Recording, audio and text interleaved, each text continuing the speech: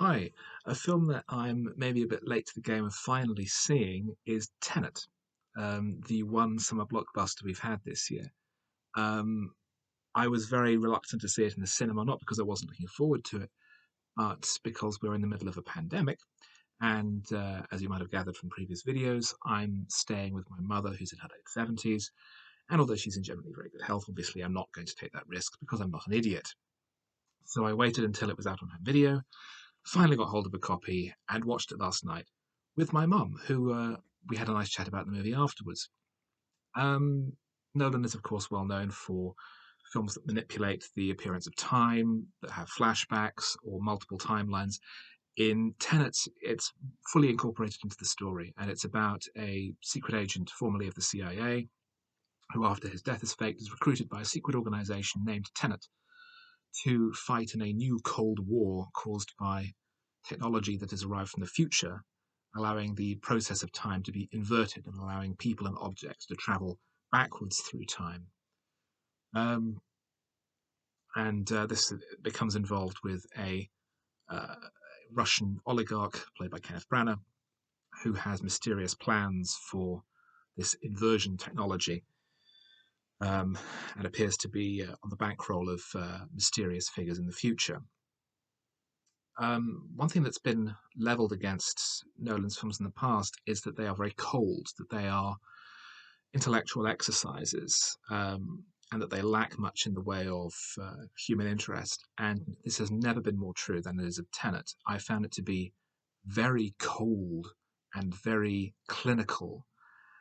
It is filled with action and incident. There are some excellent action sequences later on in the film. There's a car chase with cars moving backwards and forwards through time simultaneously. There's even a final gunfight sequence of an assault on a ruined town in northern Russia, where one group of the good guys is moving forwards in time, the other is moving backwards in time, so that events are unfolding simultaneously from both different points of view.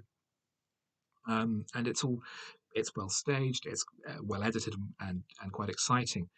But the first half of the film is largely exposition and explanation of how the technology works and showing how it works and how we got here, and everything is delivered um, very inorganically to our main character, which is where we hit the next problem with the movie. There's a string of problems. This is the next one.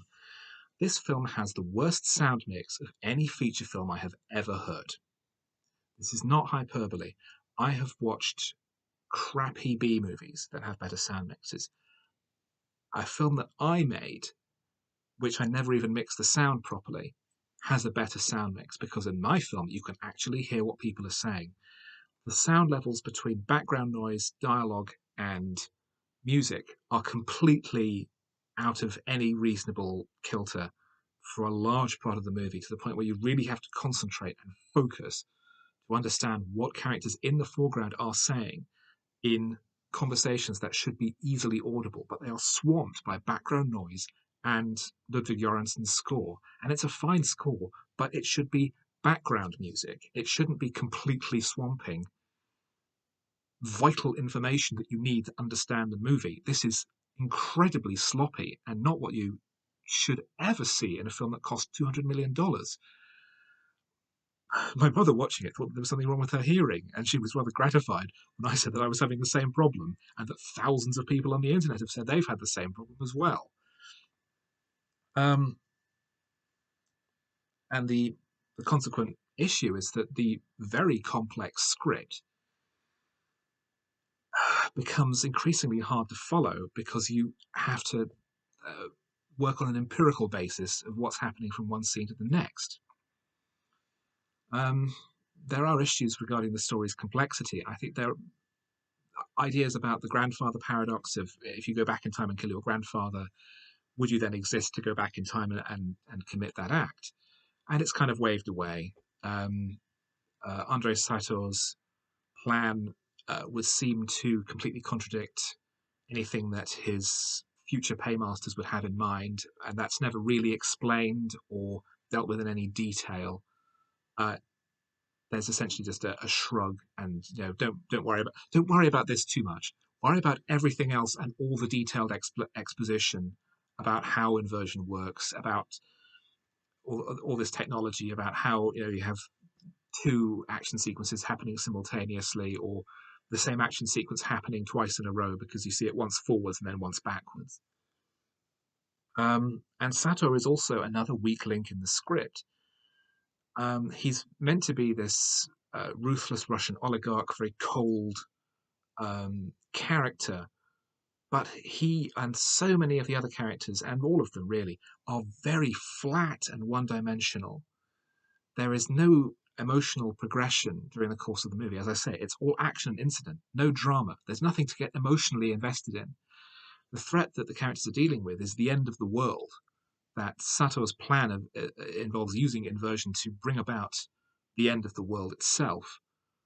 But everyone is so distant and so unengaged, and there is so little depth to the characters and the performances that it's very hard to care about any of what we're seeing.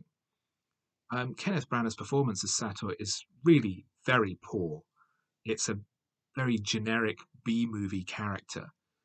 Some of the actors managed to rise above the weak script and deliver a more sort of engaging, charismatic performance. John David Washington is an unusual choice for a lead role like this, as he's had only one lead role in a film before in Black Klansman, but he is an excellent choice. I thought he was very good.